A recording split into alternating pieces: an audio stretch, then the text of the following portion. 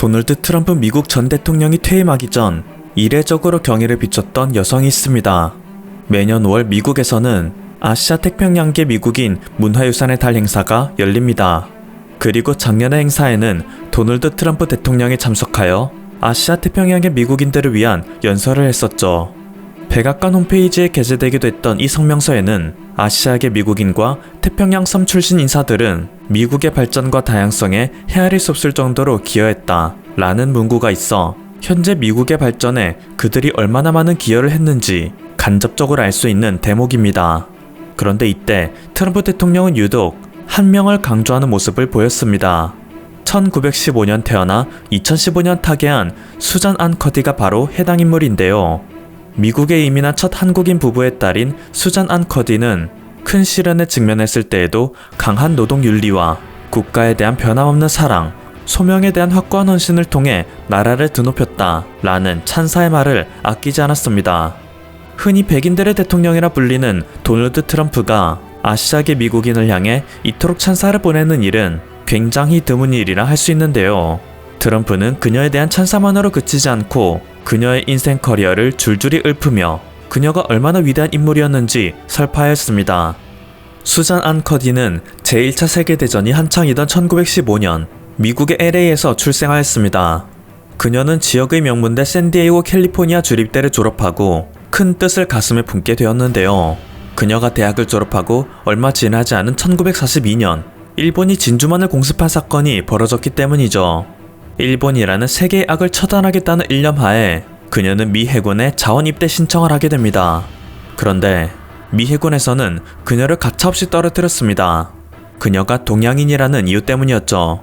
하지만 그녀는 이미 어릴 때부터 숱한 인종차별을 겪어오며 자란 잡초와도 같은 근성을 가진 인물이었습니다. 이 정도 외압으로는 그녀의 뜻을 꺾을 수 없었습니다. 그녀는 또다시 해군에 지원했고 면접에서 그녀의 강력한 의지를 확인한 미 해군 간부들은 그녀가 미 해군에 들어오는 것을 허락할 수밖에 없었는데요. 당시 이것은 굉장히 충격적인 일이었습니다.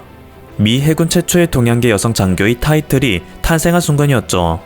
매사추세츠주 노섬프던에 있는 스미스 칼리지의 미 해군 예비 병력 학교에 입학하는 것으로 복무를 시작한 수잔은 1943년 해군의 포병 훈련 장교가 되어 적의 비행기를 격추하는 방법을 병사들에게 가르쳤습니다. 하지만 이때도 그녀는 숱한 차별을 받아야만 했었는데요.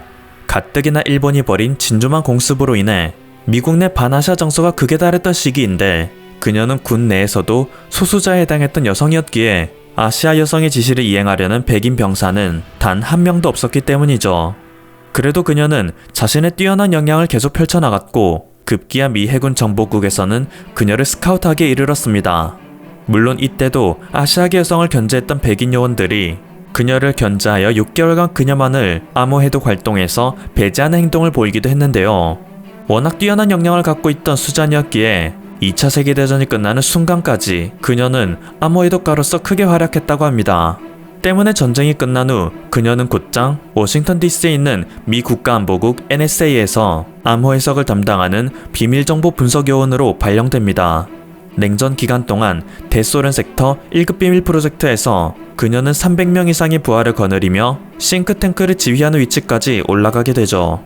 이렇게 화려한 이력을 갖고 있다 보니 미국의 타임즈에서는 그녀를 이름 없는 여성 영웅으로 선정하기도 하였으며 도널드 트럼프 대통령 또한 이례적으로 동양인 장교였던 그녀를 극찬하는 태도를 보인 것입니다. 미 해군 최초의 동양계 여성 장교이자 미국의 승전에 결정적인 역할을 했던 그녀는 은퇴하고 난 후 수많은 언론의 인터뷰를 받곤 했습니다. 어릴 때부터 그렇게 많은 인종차별에 시달렸음에도 미국을 위해 끝까지 헌신한 이유가 무엇인가요? 그때마다 그녀의 대답은 한결같았습니다. 저는 11살의 어린 나이에 아버지와 생이별을 했습니다. 그때 아버지는 이렇게 말씀하셨죠. 훌륭한 미국인이 되어라. 그러나 한국인의 정신을 잊어서는 안 된다. 수잔 안 커디, 그녀의 아버지는 한국 독립운동의 아버지인 도산 안창호 선생이었습니다. 도산 안창호 선생의 딸로 태어난 수잔 안 커디는 2차 세계대전을 종식시키기 위해서는 일본의 패망이 필연적이라는 생각에 미 해군에 자원 입대할 생각을 한 것이었습니다. 진주만 공습을 일으킨 일본인이라는 비난을 받으면서도 그녀는 꿋꿋이 이겨내 미군 내에서도 고위직에 오를 수 있었고 결과적으로 한반도의 해방에 결정적인 역할을 수행할 수 있었죠.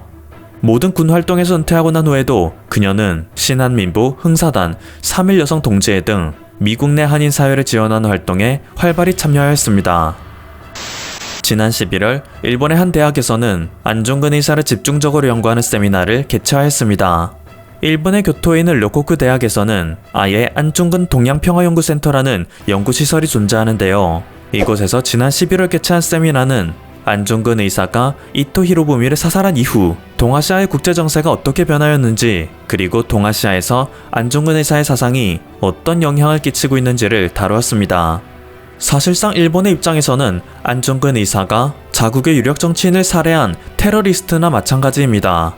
현재 일본 내각의 총리인 스가 요시히데는 2014년 중국 하얼빈에 안중근 의사 기념관이 설립되자 안중근은 일본의 초대 수상을 살해하고 사형 판결을 받은 테러리스트라 언급하며 불쾌한 심정을 감추지 않을 정도였죠. 그런데 한편으로는 일본 제국 시절 당시에도 일왕을 반대하는 사람이나 일본의 팽창주의를 반대하는 사람도 있었습니다. 그들은 안중근 의사의 행동을 두고 조선민족으로서 용기 있는 애국행위라 찬사하며 그의 전기를 일본어로 편찬하거나 희곡으로 만들기도 했습니다. 그만큼 그의 영향력은 적국인 일본에서도 결코 작지 않았다는 것을 방증하는 움직임입니다. 하지만 오늘날 일본은 더더욱 우경화되고 있습니다. 객관적인 자세로 안중근 의사를 존중하는 자국의 단체를 날이 갈수록 더욱 핍박하는 움직임을 보이고 있죠. 동시에 그들은 과거 안중근 의사의 의열 활동과 마찬가지로 너무나도 자연스러운 한국의 행동을 비판하는 극단적 언론 플레이를 쏟아내고 있습니다. 독도는 명실상부 누가 뭐라 해도 부정할 수 없는 대한민국의 고유 영토입니다. 그렇기에 만약 이것에 침을 흘리는 일본이 허튼 짓을 한다면 한국의 해군력을 동원하여 무력으로 저지하는 게 당연하죠. 그런데 일본의 JB 프레스에서는 얼마 전 한국군이 자위대와의 전투를 상정하기 시작했다. 이제는 정말로 일본을 적국으로 치부하는 것이다 라는 기사를 써내렸습니다. 일본은 최근 3단계에 걸친 독도 침공 작전을 수립하였습니다. 1단계는 주력 부대가 상륙전 파견하는 선발 부대를 독도의 동도에 침투시키는 것이고, 2단계는 이지스함 한 척과 잠수함 24척, F계열의 전투기 등을 동원해 제공제해권을 확보하는 것입니다. 그리고 마지막으로 3단계에는 8,900톤급 수송함과 시누크 헬기, 공기부양정 등을 동원하여 독도의 동도에 본대를 침투시키는 시나리오이죠. 때문에 대한민국 국방부에서는 이에 대응하기 위한 시나리오로 F계열 전투기, 이지스함, 현무미사일 등을 이용하여 일본 자위대의 독도 침투를 저지하는 계획을 수립한 것인데요. 이걸 보고 일본에서는 이제 한국이 일본을 적국으로 명시하였으니 우리에게도 한국을 공격할 명분이 생겼다 라는 황당한 논리를 내세우는 것입니다.